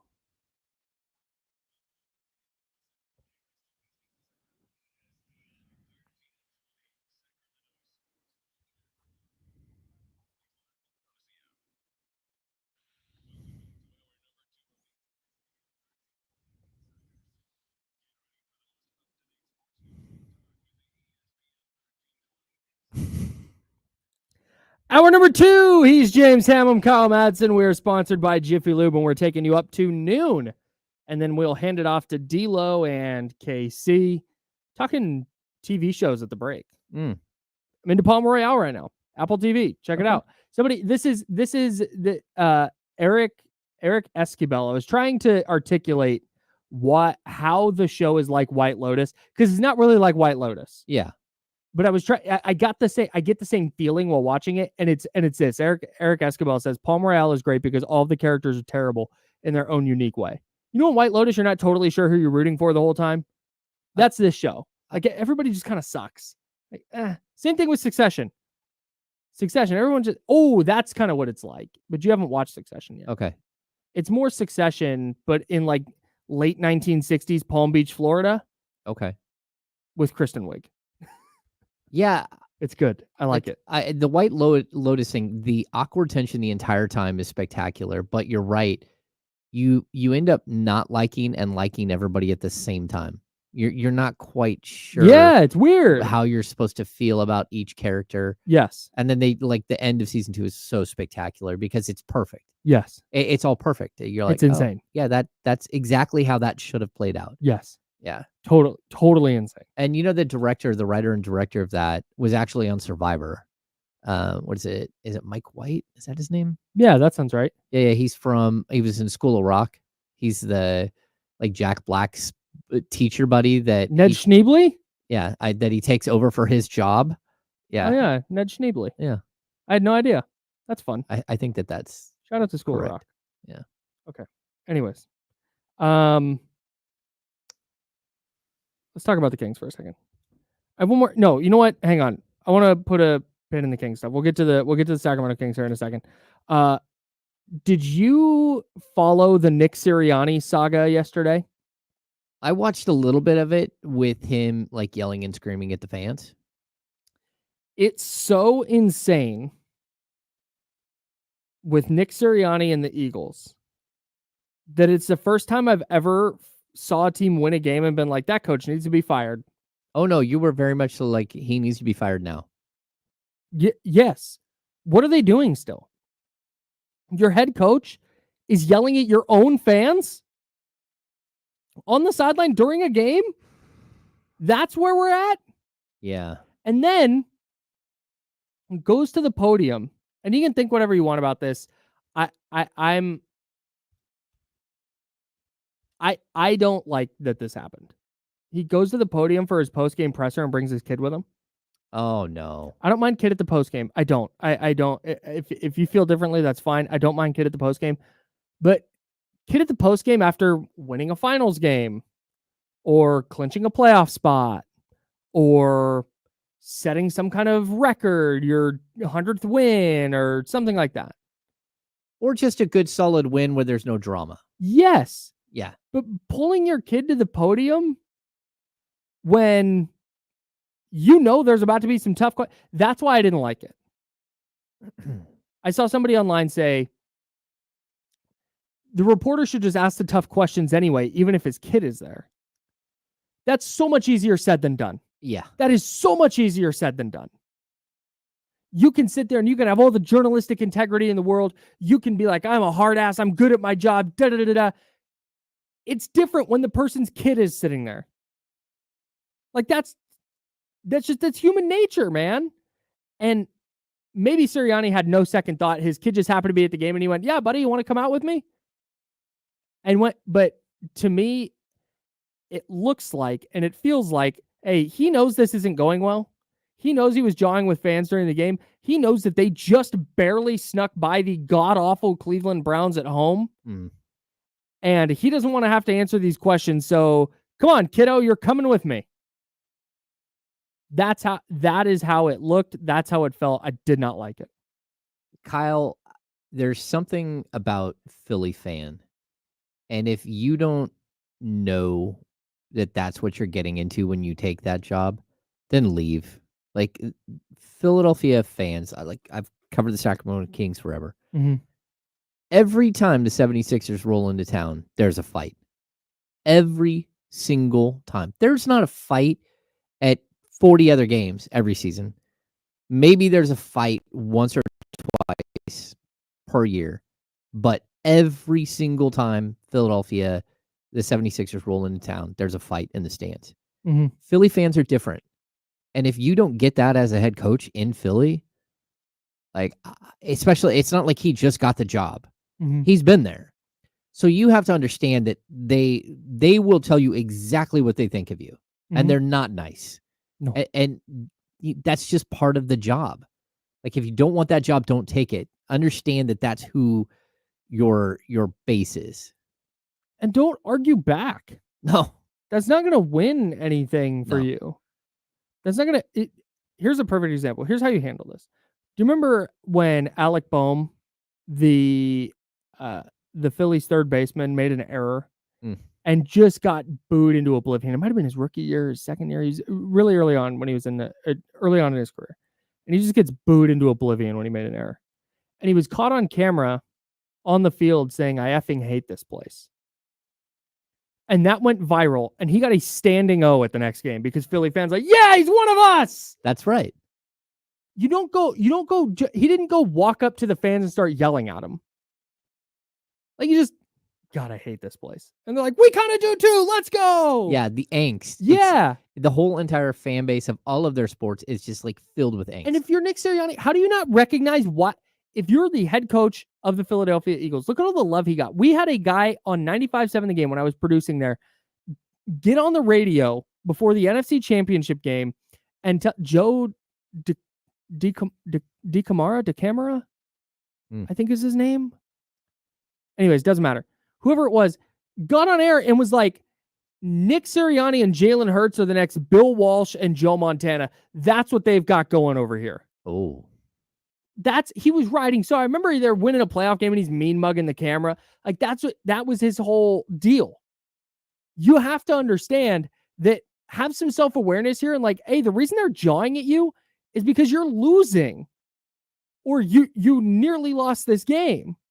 How are you not going, dang, these fans who once loved me are now shouting awful things about me and my family from the stands? Yeah. Let's correct this. No, I'm going to turn around and yell back. Like, he's lost the plot. Get him out of here. Yeah. And I mean, I would love to see the Eagles continue to crash and burn, so I hope they keep him employed for all 18 weeks. The same thing I hope with the Cowboys and Mike McCarthy. Yeah. But if you're the Eagles, I don't know how you're looking at that and going, this is what we want. This is what we want this team to be. This team that was 10-1 last year, they lost the Super Bowl, they go 10-1 and then crash and burn and flamed out in the first round of the playoffs and everybody knew they were going to. Yeah, we're going to continue rolling with this guy. Good win against the Browns. No chance. It is so wild that Robert Saleh got fired and Nick Sirianni has not. And Mike McCarthy hasn't. Bananas to me. Yes. Bananas. Anyways, it's enough about the Eagles. Let's talk about the Kings.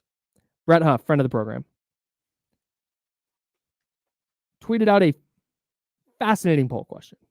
Yes. He said, ignore contracts. This is Brett Huff 22 on Twitter. Ignore contracts. Which player are you highest on? Mason Jones, Isaac Jones, Isaiah Crawford, or Boogie Ellis? I want to throw that question out to you. 916-909-1320, 916-909-1320. That's the Elk Grove Kia talk line. Whether you voted in Brett Huff's poll on Twitter or you didn't, we would love to hear your answer to this question. Mason Jones, Isaac Jones, Isaiah Crawford, Boogie Ellis. Which player are you highest on? We're eliminating contracts from this conversation. Where do you land on this? I think it's interesting. First of all, you got 338 votes. And this went up yesterday at 10:24 before the Kings game. Before Isaiah Crawford played major minutes, Boogie Ellis was coming off a couple of really high-quality games. Isaac Jones had been given an opportunity. Mason Jones got an opportunity. I don't know where I'm at, like, as far as which I think, like, first of all, I really like Isaac Jones because the Kings need that guy, right? So if I'm listing who I'm kind of like in what order, I also like what Boogie Ellis has done as like he doesn't care. He goes out there and he plays his game and he shoots, and that's spectacular. Isaiah Crawford comes in the game yesterday, and you're seeing like there's an outline of like a Lou Dort type player there. There's like a, strong, physical, like no nonsense player. Whether he can get, there or not, I have no idea. But like I like all of these guys, and Mason Jones is like the energy guy. So I don't know that any of these guys, any of the four, should be in your rotation this year, maybe next year, maybe the year after. But at the same time, I think it's just interesting that the poll question goes out. It gets so many people to vote, which is probably a reasonable sample size in Sacramento. And for Boogie Ellis to get 47% of the vote, Isaac Jones to get 27.5%, Isaiah Crawford to get 22.5%, and Mason Jones to get 3% of the vote. I just think it's an interesting look into where fans are at with this group of young players. I think and again, this is what player you highest on. And I think it's important to put into context, like, not that one of these guys is going to be an all-star. It's just to me, it's about just over the next 3 or 4 years, who could maybe be a rotation guy. Yeah. For me, it's Isaiah Crawford. I really like what I've seen from Isaiah Crawford so far. And it might just be confirmation bias because when they signed him and I was looking into his college stuff, you go, man, good size, was a conference defensive player of the year. He shot it really well from three the last couple of years. This is the kind of player that they need to be bringing in. Good athlete, good defender, can knock down a three, can play multiple spots defensively. Feel really good about Isaiah Crawford. So maybe it's just confirmation bias, but I've liked what I've seen from him so far in the preseason. So I think that's who that's where I land on this. But I get it with Isaac Jones. We've talked about him quite a bit. The Boogie Ellis thing is interesting to me. Okay. What's I understand the appeal, but I feel like when it comes to fit and what the Kings need, what he does is pretty far down the list. No, I'm with you. Okay, so and I'd also point out, like, Boogie Ellis is coming off of 2 preseason games where he had hit like 6 of 11 from 3. Yeah. And he'd scored double figures twice in a row, and he stepped on the court and instantly, what I love about players like him, no hesitation, no fear. I'm going to get my shots up and I don't care. That's something that it's a skill in the NBA to have that mentality. And whatever it was that they were able to tell Boogie Ellis in Summer League when he was at the California Classic and then in Las Vegas, where they said, hey, look, the guy who fights, the guy who dives on the floor for the loose ball, the guy who gives us energy, who plays defense. That is what we're looking for. And he did that like tenfold. And then all of a sudden he gets a contract because of it. He earned the right to training camp by playing hard. And I like that the Kings reward players like this. But I think you're right, Kyle. I think the like Mason Jones is way further along than any of these guys, right? Mason Jones has been in the league for a couple of years. He went to Europe and played, came back. He's 26 years old. Like, he's worked on his body. He's worked on his game. The numbers he put up last year at G League level were off the charts. But this Kings team in particular, they need an Isaiah Crawford and they need an Isaac Jones. Yes, big time. Like, and it might not be like right now, but a year from now or midway through the season, if they have some injuries, they need players like this, guys who are gritty, guys who listen and play to their strengths. Again, we keep hearing it with Isaac Jones, that the guy, every single time there is a crash zone opportunity, he flies into the crash zone. Love the crash zone. Yeah, but if you have 9 opportunities to hit the crash zone and you hit the crash zone in 8 of those or all 9 of those, then it shows a willingness to be coachable and to do the job that the staff is asking. And that's something that he's done. And then I think with Crawford, he's, again, a little bit like a Keon Ellis type player. Maybe he can play the 3-4 as opposed to the 2. But he's sort of like that strong, physical 3-and-D guy that you need to create. You need to have a pipeline of these guys. So I'm with you. Like, I understand sort of your listing. Sure. And it's kind of like what I keep saying about players at the G League level. Mason Jones has an all-around game, and Boogie Ellis is a flat-out scorer. Yeah. I don't think that that's what the G League is about. The G League isn't about creating the next Malik Monk. Yeah. It's about creating the next Keon Ellis. Yeah. And Danny Green and Matisse Thybulle and PJ Tucker and like name that guy that is a 5th starter or a valuable bench guy who comes in and 3-and-D and does his job, and you can rely on him.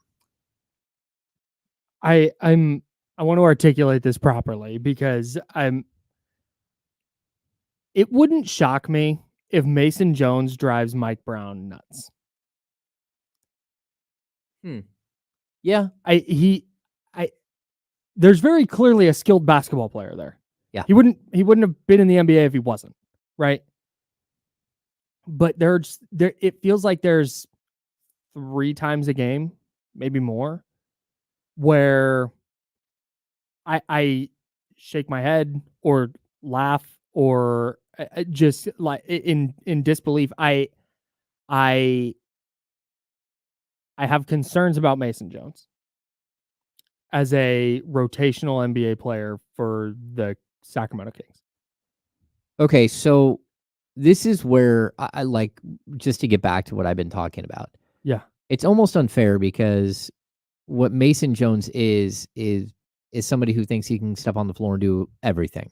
Sure. Right? And so the problem is that as a guy who's fighting his way in through the G League and has been out of the league and all that stuff, you don't fight your way in by being, quality at a bunch of different things. Yeah. You fight your way in by doing 2 or 3 things really well.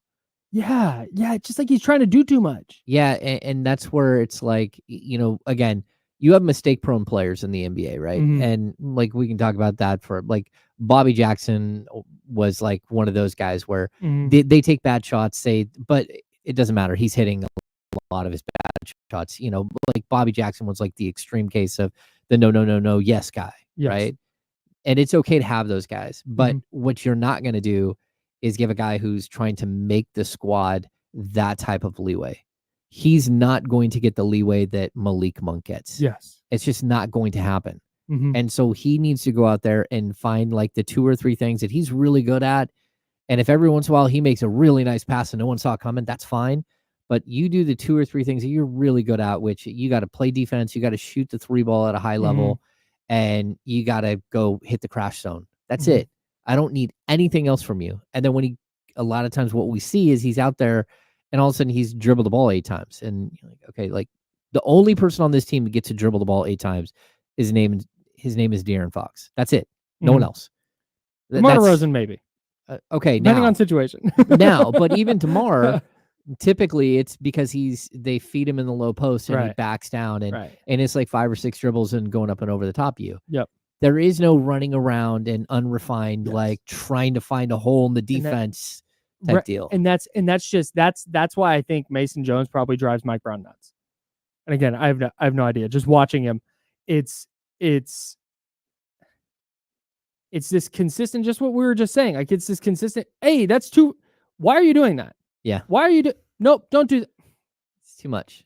It's just too little. Just face palm. Yeah. Just constantly. And for a guy this isn't a rookie. This is a guy who's A, been in the NBA, and B, been in the Kings program for a couple of years now. And the fact that there's still those couple of plays a game, and maybe if Malik Monk had left, maybe they're looking at Mason Jones as a potential 6th man. Yeah. And maybe things are different. Maybe he's just not. Maybe he's being miscast right now. I don't know. But I do know when you talk about this list of players that we're discussing, Mason Jones, Isaac Jones, Isaiah Crawford, and Boogie Ellis, I think there's so much more upside with the younger guys who have not been around the league. Where, man, I would rather take a gamble on them than Mason Jones at this point. Yeah, for this team.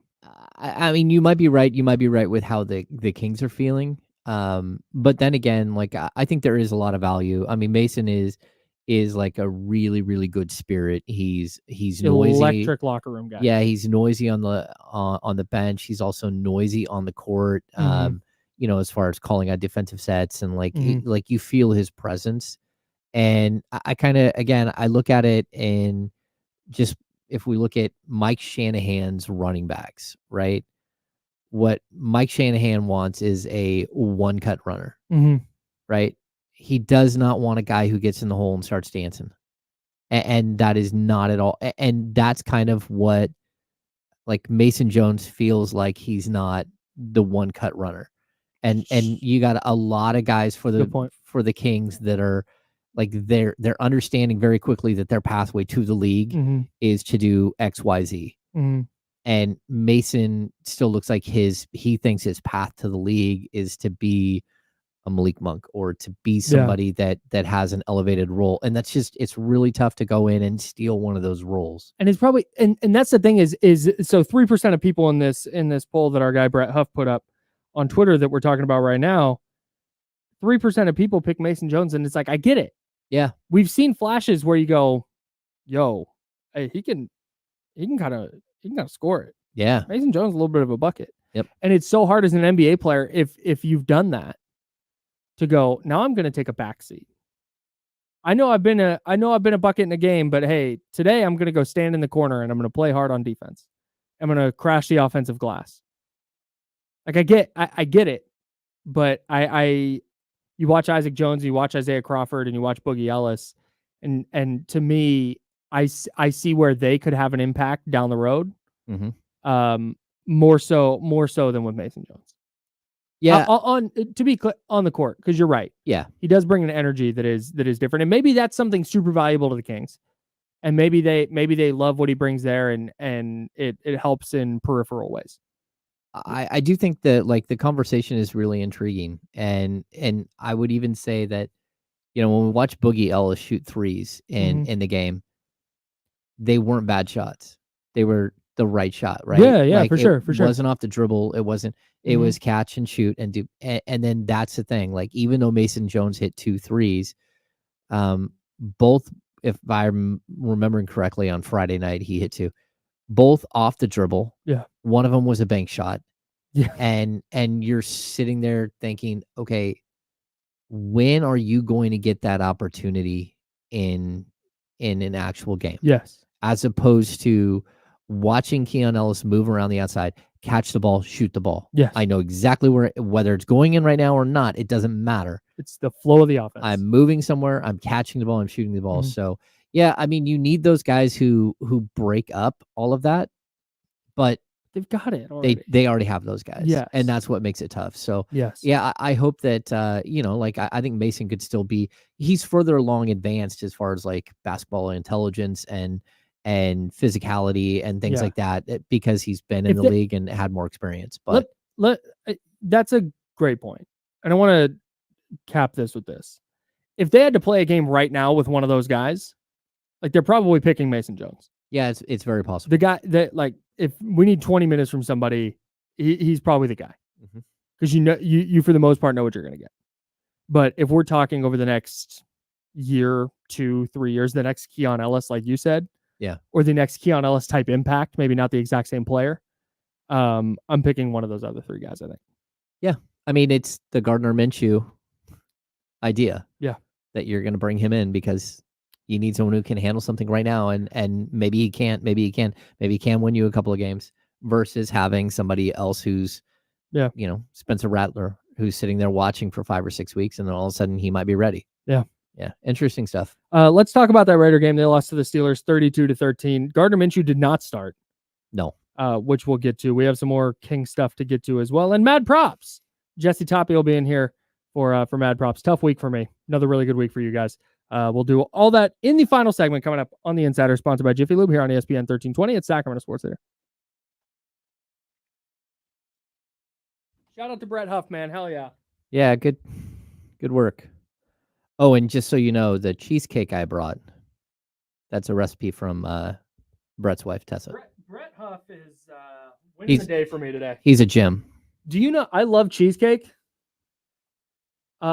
Big cheesecake guy. There's no better cheesecake than unexpected cheesecake. Like if I go to a place, there's this really good Italian spot out in Livermore called Terra Mia. Shout out to Terra Mia. And they do a couple of different seasonal cheesecakes that are just outstanding. Mm-hmm. And I know when I'm going there, if they have that seasonal cheesecake on the menu, that's what I'm getting. So it's like, I know it's coming. When I walked into the studio today and you just had a piece of cheesecake sitting here for me, come on. Yeah. That's such a W. That's such a massive W. I definitely, if I'm sitting at a restaurant and they say, oh, you want to look at the dessert menu? And I'm like, probably not. And they're like, okay, well, just take a glance. And it's like, cheesecake. My wife goes, nah, he's ordering the cheesecake. She knows. Every time. Yeah. Love cheesecake. This is her first adventure into the cheesecake realm. So we'll see what your thoughts are. Okay. I can't wait. Yeah. I might, if it's okay with you, because it's in your Tupperware container, I might eat it over like a couple of days. That's fine. I don't think you'll be able to do that. I think you'll just eat the cheesecake. It's a strong possibility. What's up, Charlie? Updated lookers. My man. Is that not this one? Updated. Updated again. Yes. An updated lookie. And look this over and then come talk to me about it. Big push on Golden Sky. And we're going to utilize our new voice message app as the entry for the tickets. Sick. Okay? Oh, that's what we have to do training on. Yes. It's 3 minutes and 23 seconds. Okay. I'm putting it on my timesheet. Make sure it's overtime. Or like the 2 hours of other training that we've had lately. Yikes. Okay.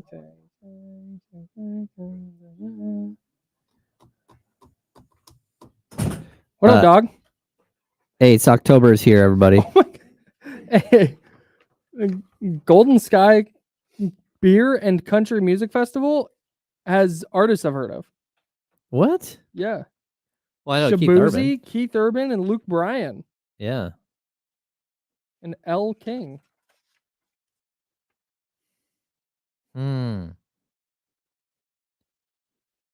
Yeah, I think Sean asked if Shabuzi was there, and he's like, I think I heard Shabuzi's there. I'm like, another shot of whiskey. I don't know who that is. Bargain tipsy. Nope. You will not catch me. Oh, you got a haircut, dude. Nice. Looks fresh. Look at that. Jesse with a fresh fade. Love to see it. Oh, I should probably turn your microphone up. What's up, Chatty House? Cleaned up that beard a little bit and everything. Look at you. My monthly haircut. Oh, let's get you in the middle.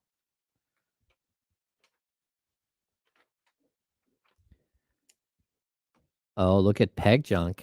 Nice. What? Peg junk right there. Scored $55 off a 3-leg It's not parlay. a parlay. It's not a parlay. It's a not daily fantasy sports entry. That's right. Soren said that's Jesse after a Dolphins bye We week. need it. We Had got a free change Sunday. The vibes, yeah. I probably should have split this break. This is long. Oh, 1, 2, 3, 4, 5, 5 and a half, 6. Oh my God, it's long.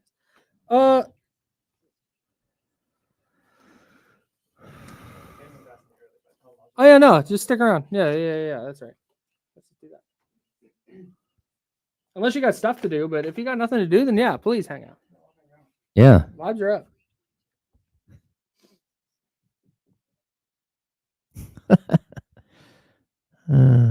Picture day. We did have picture day, Drew. I need to get those photos back. Those are some of the best photos ever taken of me in my life. Well, they sent you the whole thing in your thing, right? Into your email. No, They You didn't got all the ask you which. photos? Yeah, they didn't ask you which one you wanted. Oh no. No, Kim just pointed at them Oh, and said choose and one. said, "Which one do you want me to pick?" Oh no, I'm gonna, next time Aaliyah's here, I'm gonna ask. Gina. No, Gina sent me an email with all of Gina them. has them. Yeah.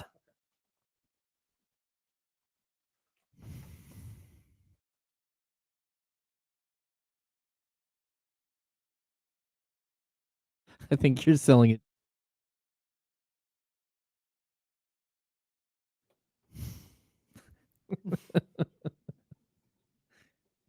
This is wild, dude. That's tough. I don't know. I guess That's a bad. I disagree. That's a bad. I haven't been to a idea. Toyota dealership in ever. That's So tough. It's spectacular. Oh my God. Why is Aldrin just going in right now? My goodness. Yeah. Good job interview. you get a haircut one time. You going down south? No.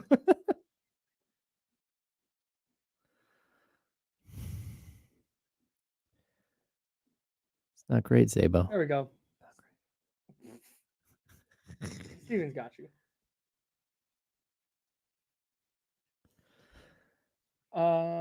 Okay, 20 seconds. We'll do mad props. Well, I'm gonna do some housekeeping. We'll do mad props. We'll talk some football. Got a couple of Kings things. Lots to get to in 20 minutes. There you go.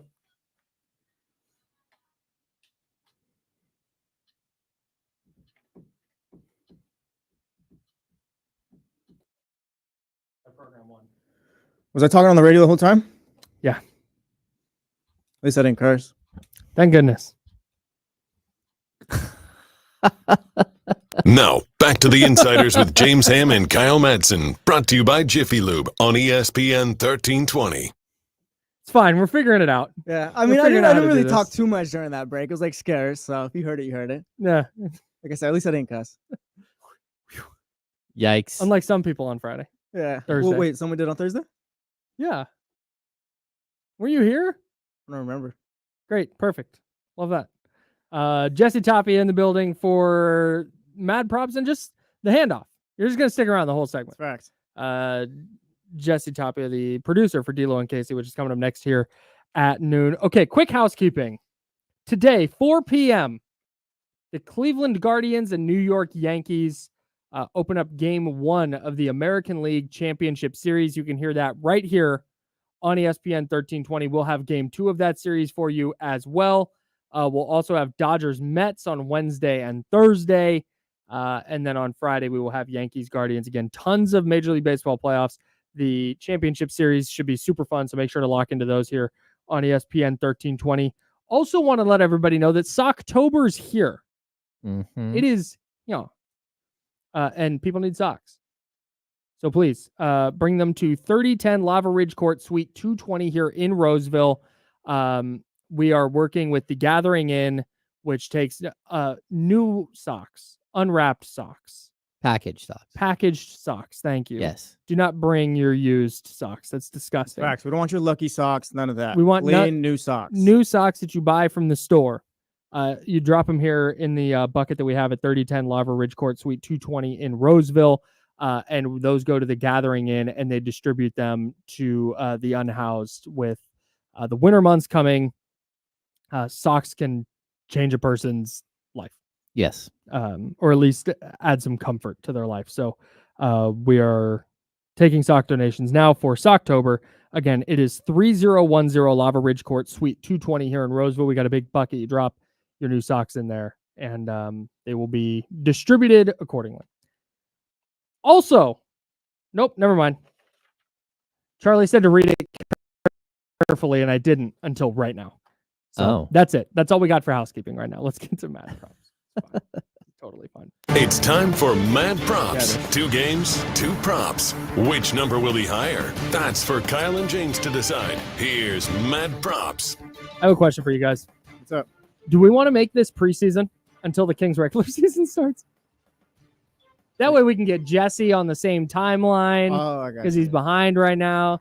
It has nothing to do with the fact that I've been terrible the last 2 weeks. Oh, It's you're up to you guys, because like I said, we can go off win percentage or whatever at the end. Yeah, no, that's what we'll do. You're That's what trying we'll to do. take Yeah, out I'm my not- record? Is that what's Yeah. happening? Yeah, it's 100% That what's ham's been happening. cooking, and that's really what it is, huh? You're Yes. trying to restart it so you can get back on track. Yeah, absolutely. What is happening? I'm like, I've been doing this for 3 weeks too by now. Hey, been doing this since You guys week want to one of maybe the call NFL it season. practice? It's practice shots, It's maybe. 6 weeks. 6 weeks we've been doing Mad Props. And I'm like, actually, you know what? Let's restart this. I respect it. No, here we go. We had Brock Purdy completions or De'Aaron Fox minutes. Again, this is from Friday's game against the Golden State Warriors. Brock Purdy, 18 completions. De'Aaron Fox played 26 minutes. You guys get the win there. I did not. That's a tough go for me. You're going to notice a pattern here with me getting them wrong. Brandon Ayuk receiving yards or the Sacramento Kings first half total against the Warriors. The Sacramento Kings first half total against Golden State was 58. Just 37 receiving yards for Brandon Ayuk. We all took Brandon Ayuk. Oh. I thought for sure it was going to be a second week of, hey, felt like Brandon an Ayuk's easy one. cooking. Yeah, that was tough. Debo Samuel targets or DeMar DeRozan field goal attempts. Jesse, you and I said Debo's going to get involved. They're going to target him quite a bit. James, you said, nah, DeMar DeRozan, the other Debo is going to get his shots up. James, you were correct. 14 field goal attempts for DeMar DeRozan, just 5 targets for Debo Samuel. Yeah, not great. Pretty surprising. I think even if Debo had gotten Yeah, 'cause- the world where Debo gets 15 targets is This is not happening. tough go. 49er sacks or Demonis Sabonis 3-point attempts. Jesse and I had 49er sacks. James had Demonis Sabonis 3-point attempts. 1 sack for the 49ers, 3 Yeah, I was three-point a little attempts. shocked he took 3 of them. Yeah, in back-to-back games now. Yeah. I think he's 0 for 6, but he's taking the shots. Keep taking them. That's what matters, absolutely. And then we all rode together on these last 2. Jawan Jennings receiving yards or Warriors 3-point percentage. We all went Warriors 3-point percentage, and that is a W. 38.2% for the Warriors, 27 receiving yards for Jawan Jennings. And then the last one, Geno Smith passing yards or Warriors Kings total points. It was lopsided. We all went Geno. It was lopsided, but mostly because of the end of the game on their scoring drive, their last scoring drive. It was a lot of like dink and dunk down the field that got them to 312 passing yards. 215 was the Kings Warriors total. We all got W's there. James, really good week for you. 5-1 again. Really nice work. Jesse, you went 4-2. I went 2-4. That dips me under 500 for the year. I'm 16, 17, and 3. James, 23, 10, and 3. And Jesse, 15, 8, and 1. You believe this guy wanted to restart? I know. Yes. The Yeah, you blowout. can. The guy who's getting his ass You think we kicked could wanted to just quit the restart. game and restart it or Yeah, something? pass the sticks. Let's go. Round 2. I think we I said I got 21 skunked. I'm done. Hey, when you catch an L, you catch an L. Let's see if we can erase it. I think we have an idea that I'm gonna like pair with the Chatty House with Socktober. Oh. What if we print out a picture of John Bull's face and we put it on the edge of the giant bin that we have Okay. for Socktober? And so you can throw your socks and sock John Bull in the face and have your socks fall into the bin. This is brilliant. And then on the last day when we go distribute them, I'll punch John Bull in the face.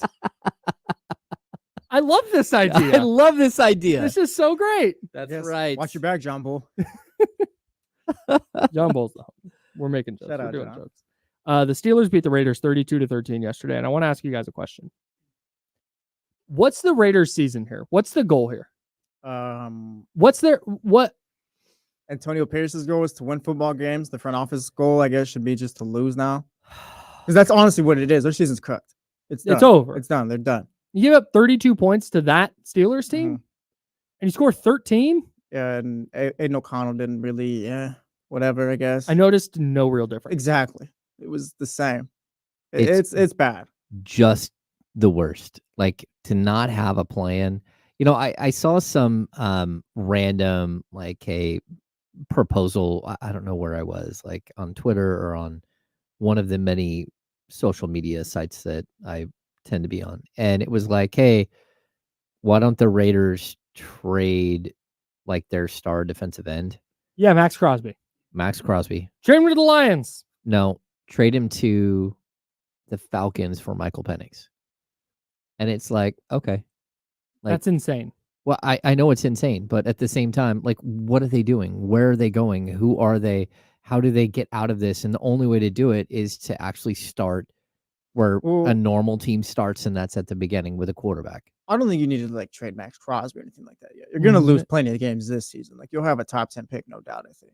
And Max Crosby isn't just like he's like a foundational edge rusher. The only reason I would ever consider trading him is if you think you're getting your franchise quarterback. But even then, even then, I need to know, A, that quarterback is going to be healthy. You have Michael Penix, who had, 3 season-ending injuries during his career in college? And B, I know that guy's good. Yeah, who's that? No, I agree. I'm not trading Max Crosby for a guy I've never seen play in the NFL before. I think we only got a game and a half of him in the preseason, too. Yeah, if the Jags say, you know what, we love Doug Peterson, we think Trevor Lawrence is the problem, and they make Trevor Lawrence available, okay, then yeah, maybe you do that because you know that he's played in the NFL a little bit. I think like with that, like you probably trade a guy like Devontae Adams, which seems like they're going to or whatever, but you get a 3rd round pick out of that, maybe a 6th, and kind of I don't. To be clear, I wouldn't trade Max Crosby. Yeah, I'm not really for anything, not anything realistic. I don't think I'm with you. They'll be bad enough to where they have a high enough pick. Yeah, it's not. It's just I get what you're saying, James. But I think if you can unload Devontae Adams and get a couple of picks back, even if it's a couple of mid-round picks, that's helping your stash of draft picks for next year. Like that's what when you say what are they doing this year, it's like that's what this year's about now. It's figuring out, because it's a new head coach, it's a new GM. It's figuring out, okay, who's on this roster 3 years from now and who's not. And anybody who's not is available. Like that's kind of where I'm at. Everything has to be about next year. Are we even sure like Antonio Pierce sticks around heading into next year? No. The whole thing was vibes, and the vibes are terrible. Yeah, and it was over before it started in the offseason too, because signing Gardner Minshew was not the move. And I think they kind of got caught off guard with no quarterback in the draft and all that, at least. I don't know if they were expecting Penix to fall to them or whatever, but it was over before they could even begin. Yeah, but still, like, you get Brock Bowers. Really, really nice pick. Looks like one of the best tight ends in the league already. So I don't even hate that. It's just, to me, it was week 1 against the Chargers when he punted from like the 40 on a 4th and 1 or 2 or whatever it was in a 6-point game, and he punted. That was it. I was like, yo, that was the whole, isn't the whole deal like vibes? Whatever. I just had something go wrong on my computer. That's tough. Anyways, that's fine. We're good. We're set up. We're still on the radio? Yeah, we're still on the radio, and the thing that I need didn't disappear, which is good news. So I think we're back. I think we're good. I think we're so back. Let's go. I think we're so back. That's what I'm watching the Raiders yesterday, and I'm going, what direction is this team going? And I think you said it, Jesse. Like, everything is about next year now. Yeah. We talked, okay, can you maybe stick around and can you hang around 500 and can you be competitive and you beat Baltimore in Baltimore? Can you sneak out a couple more wins like that? But then you lose to the Browns. You beat the Browns. But then you lose to the Steelers, and it just you lose to the Panthers. That was the bad loss. Yeah. You get smoked by the Panthers. You lose to the Steelers. It's just like, they're just not very good. That's it. I just don't think they have enough dudes. Yeah, I also don't think we thought they'd be around 500. Yep. I don't think that's the case anymore. No, I thought they'd be or maybe around in the hunt and all that 8, 9, 9, and 8, somewhere around there. Not even close. I don't think now. I don't think the Chargers are very good. I don't think the Broncos are very good as far as division, and you're going to play them a bunch. There's no way this team's beating Kansas City. even though Kansas City, I To be don't fair- think is great. To be either, fair, but- I would have said the same thing last year on Christmas Day, and then they went in and beat them. The Raiders always play them tough. I think the Raiders Yeah. max out like 5-6 wins this season. Yeah, they're the Rams, Chiefs, Bengals, then the bye week. Then Dolphins, Broncos, Chiefs, Buccaneers, Falcons, Jags, Saints, Chargers. That's not easy. Not an easy schedule. Anyways.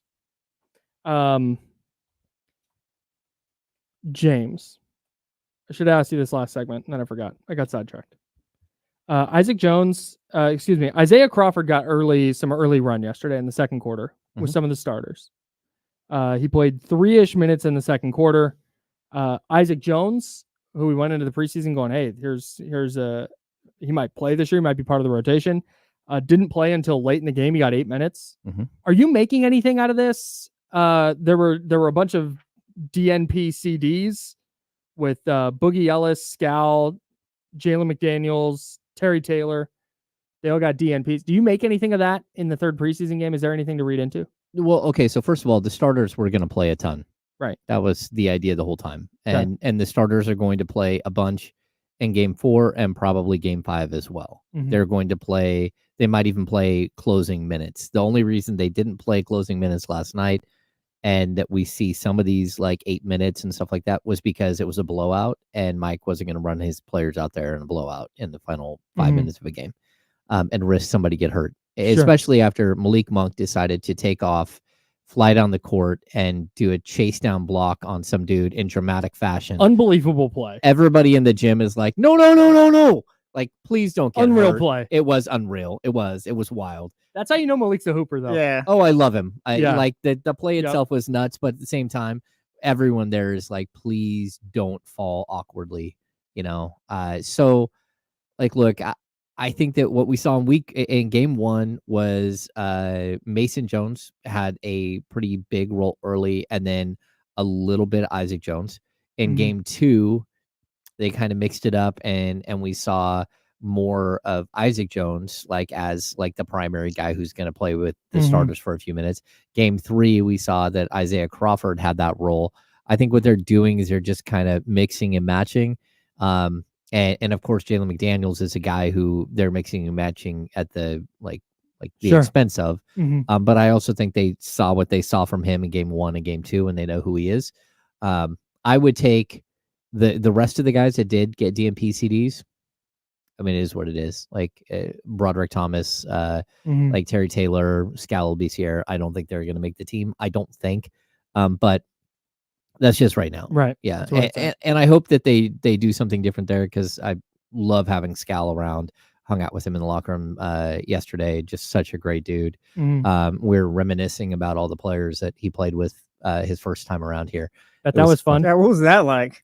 Oh, Got a lot of Malachi Richardson chatter in, or what? We had some Papa Giannis chatter. Yes, of course. Yeah, just no, it's cool because Scal's story is just remarkable. The fact that he might get back to the league at some point, you hope, fingers crossed that he does.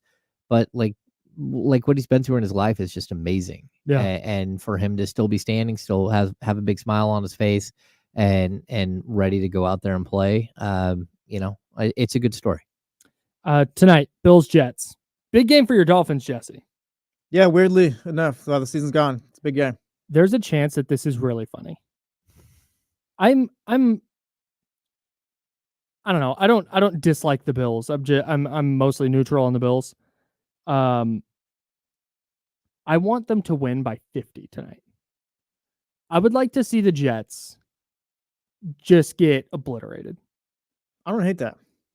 It would be great. They fired their head coach for whatever reason, and then they come back the next week and just get smoked after changing your offensive play caller. And Todd Downing's gonna save the day, I guess. Todd Downing. Yeah, that's the move. That's where we're at. That's the move. Todd Yeah. Downing.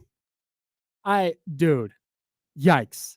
I want the Bills to win by so many touchdowns tonight. I think if the Bills do win, by 2 scores or whatever, I think we could finally all right, enough of the Jets. They stink. It's done and it's over with. I'm already there, bro. I feel like I'm there too, but it's the rest of the world isn't. Yeah. Well, Mike Greenberg isn't. Yeah. But the rest of the world. The mothership is just so invested. It's bad. It's so bad. They could go. They could seriously. The Jets could go 5-12.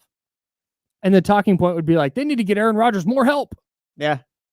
Oh my God. He hasn't even really looked good this year either. That's the He's not on the same thing. page with any of his receivers. Right. Dude, okay, Aaron Rodgers not being on the same page as his receivers has been a talking point for 10 freaking years. Yeah, Every make it 11 if he plays again next year. Hey, what are you gonna like? Jordy Nelson and James Jones are the two guys. That's it. Mm-hmm. That's it. Those are the only guys he can figure out how to throw the ball to. And Randall Cobb, Donald Driver, Greg Jennings. At some point, when you keep running into the same problem over and over again, like eventually you're the problem. And that's where the whole Aaron Rodgers thing. Okay, it was all he has to be is middle of the road because his defense is awesome. The defense isn't as good. And Aaron Rodgers is, I guess, middle of the road, but it's really clear that they don't have the weapons for him to only have to clear that bar. I love how we just ignored his last, not us here, but like just everyone in general kind of ignored his last season in Green Bay too. He was not great there. Right, No. because he wasn't on the same page as his receivers. Oh, wow. Well, even his MVP season, the season before that, was a farce. Like Tom Brady was the MVP, and for some reason they gave it to Aaron Rodgers. Like, what are we doing here? Tom Brady had like his best statistical season in the greatest career of any quarterback ever. He has his best statistical season, and Aaron Rodgers wins MVP. We're like, what are we doing? It's outrageous. Yeah, I'm with you though. If the Jets get blown out tonight, after making all the drama with Robert Saleh and all the stuff with Todd Downing and Nathaniel Hackett, if they get blown out tonight against a Bills team that they played really tough under Robert Saleh. Yeah. They beat him twice last year. They beat him at least once last year. Probably split. They always played Buffalo tough under Robert Saleh. You get blown out tonight on national TV Monday Night Football. Oh, let's flip this on the other side real quick. What if the Bills lose today? What if the Bills lose today? Are we like what's going on with Josh Allen, Sean McDermott? Sean McDermott was catching some heat last game too after they lost. I thought it's off limits to ask what's going on with Josh Allen. He's one of the greatest quarterbacks that's ever stepped foot on a football field. The next Aaron Rodgers. Have you ever seen how he runs to the sideline and then throws it super far? Yeah. Wait, what's going on with this Josh Allen stuff? Like, what's going on? Are we out on Josh Allen or something? Not out on Josh Allen. Just would like. Here's my deal, and we gotta go. We gotta go here in a second. But here's my issue: Trevor Lawrence, Josh Allen, Justin Herbert. I understand that those guys are in some tough spots, whether it's with coaching or whether it is with their coaching staff.